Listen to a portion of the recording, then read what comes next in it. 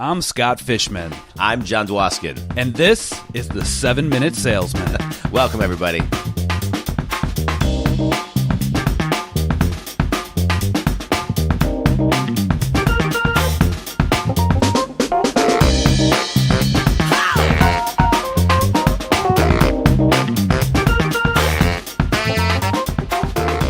Hey, Johnny, what the heck is up?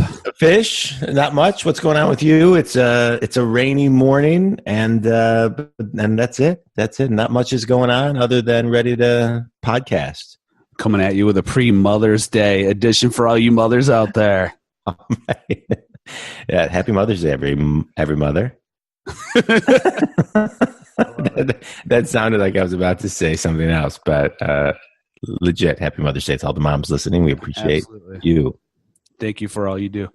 So, John, we got a doozy of an episode today. We do. I know. Let's give them something good. Why don't you kick it off? Yeah, we're going to talk about today putting yourself in the buyer's shoes as we're going through our sales process, because empathy is important. It is important. I would say it's probably the most important piece of the entire continuum. And I think most people don't really emphasize, think about it, study it, and or are trained on it. Right. And it's to some people, it just comes naturally, like you're able to read people. But in sales, sometimes we're on the phone. Sometimes we're going back and forth by email. We talk about how an email tone and intent is definitely lost. So it's hard to actually read people. But we're calling people, or we're calling on people at times that are convenient for us a lot of times, right? Absolutely. And we don't know what we're stepping into. We don't know if someone just got news that, a loved one passed away. We don't know if someone just got fired. We don't know if they just got a promotion and they're, going crazy doing cartwheels and they just don't want to talk to us. We don't know what's going on in someone's life, or if they just literally, as we're calling them, maybe they stubbed their toe and they're mad for that. We talk about 17 minutes of insanity, right? Yeah. Maybe they're in that 17-minute window and we're just getting them right in that time. And we could blow everything if we don't treat that the right way. Yeah, that is so well said. And I think it's worth emphasizing again that we're calling into their world when it's convenient for us. I love how you articulated that, because we're talking about empathy today, but you also have to have empathy for yourself and not take things personally. So you can really bring your best self and just kind of shield yourself from the residue or dust that person is going through, and stick to your stick to your what you want to accomplish, and pivot with an empathetic tone depending on whichever you're picking up from that person. Right. And if you think about it, think about like a conversation between two people and how it can go completely awry just in a very short span if we don't practice empathy and we don't allow ourselves to not take things personally. Let's say I call you, John, and something bad just happened in your life. Yeah. And you're like, listen, man, I can't talk to you. I don't have time for this. And I don't know why you're calling me. And I'm trying to get a word in edgewise with you. And I'm just trying to, calm you. And you're not having it. So then I get pissed off, right? And what happens? Right. And I'm like, okay, fine. Then we're both like at 11 already. Right. Pick up the phone. You're never going to pick up the phone for me again. Right. So how else could we handle that? If I'm calling you and you're freaking out, you're like, I don't have time for this. Something just happened, blah, blah, blah. I could take a breath, take a beat, let you finish and say, John, I totally understand. I'm getting you at a bad time. I'm actually calling to help you, and I am willing to do so. What time works better for you? When can I speak to you? Because it sounds like there's a lot going on over there, and I don't want to add to that overwhelm going on in your life. Right. Well, I think one of the things that you're talking about, which I think is really critical, is I just want to say one thing. Whoever you're calling, there's always something going on in their life. And so I think we have to assume going in that there's always something going on. I mean, based on just your summary. Yeah. But I think also it's the first piece of empathy, which you touched on, is paying attention to how they sound and then pausing a little bit and just leaving some open space and not jumping down the throat of your question, to the prospect or the client with your questions and your agenda, but pausing a little bit and matching pace and rhythm a bit. because I think that is really, really critical. And like, but what you're talking, I mean, exactly what you're talking about, when you come in sounding like a used car salesperson and that person is going through whatever, you know, a lot of times just matching the pace and pausing and slowing down is going to help that person actually slow down. Right. Because when you think about it, when you are in that mode of attack mode and you're up at 11 and someone calls you, you're more than happy for them to engage you. You want to fight. You're in that fight mode. You want to go. So by taking that away from them and letting them know, hey, I just want to give you a hug. You know, I'm here. Right. I'll help you when you're ready. It totally will bring them down. You may not get the sale. You may not get the presentation on that phone call, but you will get the appointment because they will believe you. Yeah.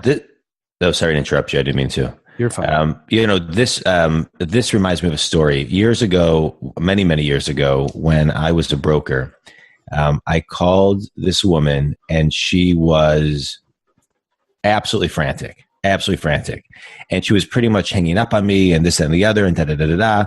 And in it, she kind of was so razzled. And in it, she mentioned that she was putting her parents in a nursing home. And she literally like hung up on me, pretty much. And so years ago in my internet world, I had a client that actually focused in on nursing homes and educating people on nursing homes and this and that. So I called her back and I said, hey, I think this name will help you. This is what she specializes in, blah, blah, blah, blah. And it did. And I ended up building a relationship with her from that point. And then I ended up meeting with them, doing a proposal for them. They ended up not selling, but I built a great relationship with them. So much so that they said, hey, our son wants to get into the business. And then I got him an interview and he got a job where I was selling real estate. And so it was just kind of, had I not kind of played that empathy card, you know, then the relationship wouldn't have started. And I mean, and a lot of other good things came from that. So, you know, it's just important to just tune in. Right. And it made you feel better probably having, you know, cultivated that relationship and built that relationship instead of allowing her in that moment to cut it off and allowing you to be mad at her for cutting it off. Because correct. That's a wound, that's negative, this bad karma, this bad juju out there. Now it's actually, you know, it's good karma, it's good juju in our lives. Yeah. No, it felt great. And it's just, I mean, it's just being empathetic to somebody and having other things in your arsenal to help somebody. Right. Because again, we don't know what's going on in their life. And, you know, it's great. One of the things that young fish would have done is I was a total smartass. And if someone came at me right off the bat, I was guns a-blazing right back at him with a smartass comment.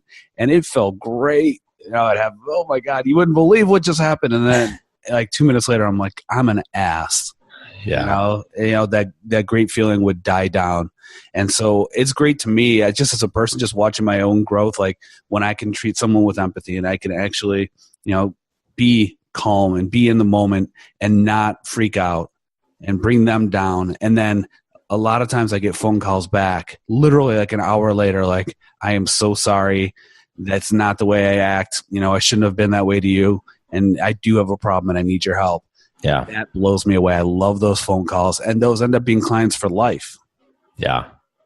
Yeah. Those, and what you just described is it takes time and it takes maturity and it takes practice and it takes a lot of self-discipline to get to that point where you can really just tune in on a higher level. I mean, I can share multiple stories about, you know, being sarcastic myself and just loving that feeling and the laughter that you get when you tell other people.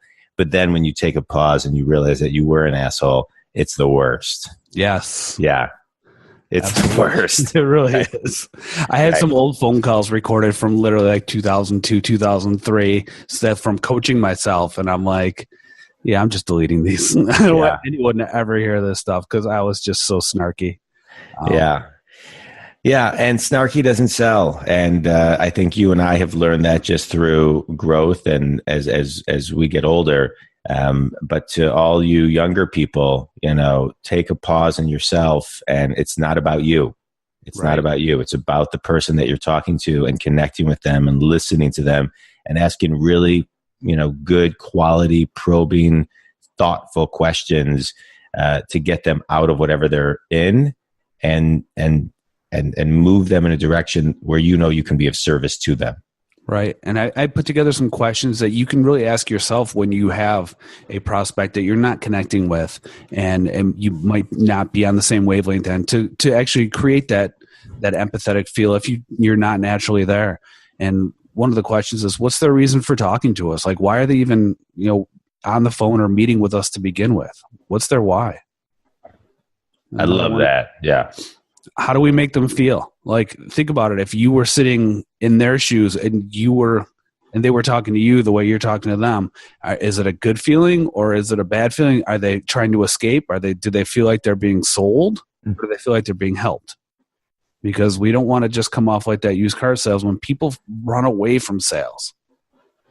They want help. They want assistance. They want the expert guidance to help them. What do they think of us? I know we really shouldn't care what they think of us, but we're humans. We do. And we want to know, do they think that we're just there to try to sell them, or do they feel that we're here to help? I touched on this before. What problem are we solving for them? Obviously, sales is we're offering a solution to a problem that they have. We're bettering their life in some way, shape, or form, whether it's personal or professional, that is going to help them down the road and take away the pain. Why are they talking to us? The WIFM, what's their why? What's in it for them? And most important, what's going on in their life right now at this very moment? Because again, in sales, we're taught to, never let them off the phone. But if they have a dilemma going on and we can tell they're in that temporary insanity moment, why do we want to be on the phone with them? Give them that escape, but set a firm follow-up. Set a time when you can talk. Don't be a jerk about it, but if you can't talk to me right now, John, when's the time that you can? What's comfortable? And I'll push for that. I will actually push for that appointment to set a firm time. If you say, just call me tomorrow. No. Yeah. What time tomorrow? I will push for that a little bit just to let them know that I'm there to help. And I do say thank you. I will have some numbers or some programs, some options for you when I call you back, because I can see that you're very busy right now and I want to help. Yeah, I mean, Fish, I loved every word that you just said. And I think we can pretty much almost end on that note, because I think those are incredible questions to ask yourself for a much higher level of awareness.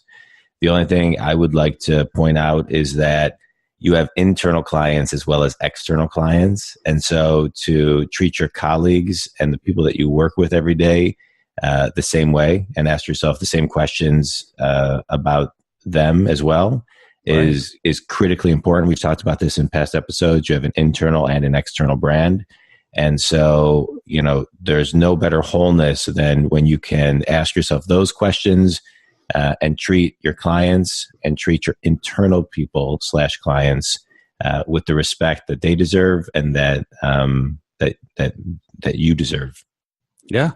And I do want to touch on one thing we've talked about in one of our podcasts. We talked about the car buying experience, and I came off a little whiny as far as how I was being treated and how I was coaching the car salesman that was going through the sales process with me.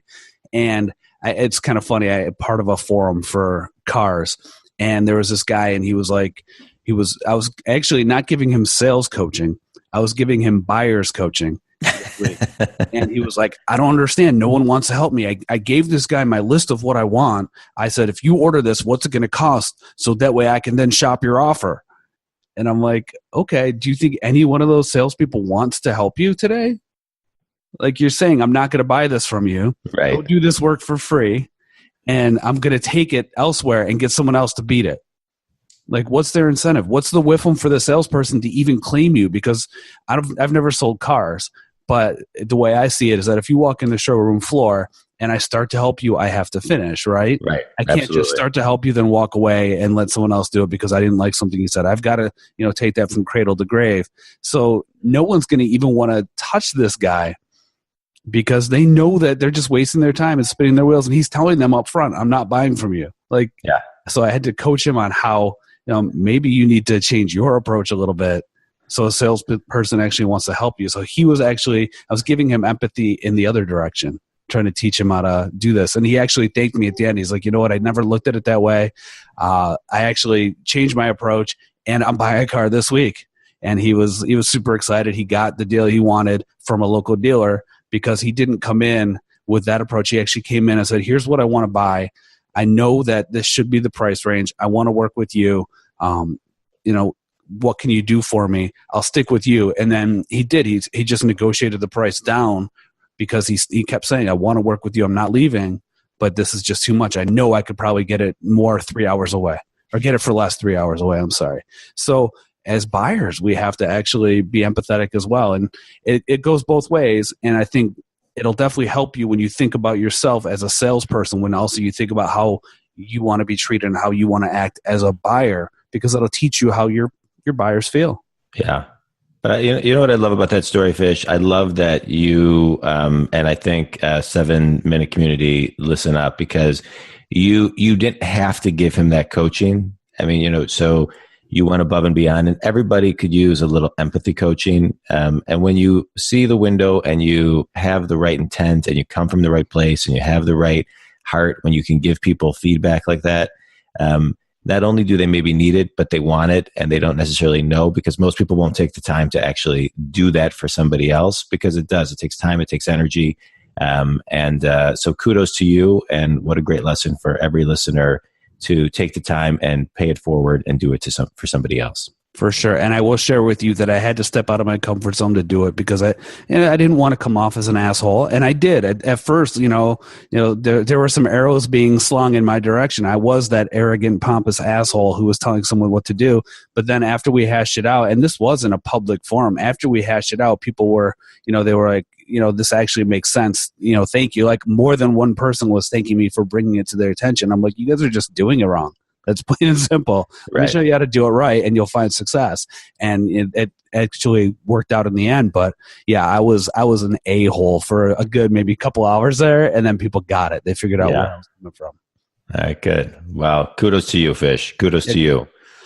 So this is a great way to end this, John. Absolutely. Yeah. No, I mean, it's been a great episode, and you gave some great tips and tools. And I would recommend that, anybody who's struggling with this, rewind and listen to Fish's self-awareness questions.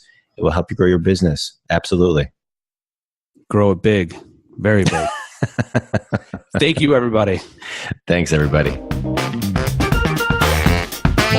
Thanks, everybody, for listening. Now, no excuses. It's time to put everything you listen to into action. Stop bullshitting yourself. Stop lying to yourself. Stop listening and doing nothing with this information.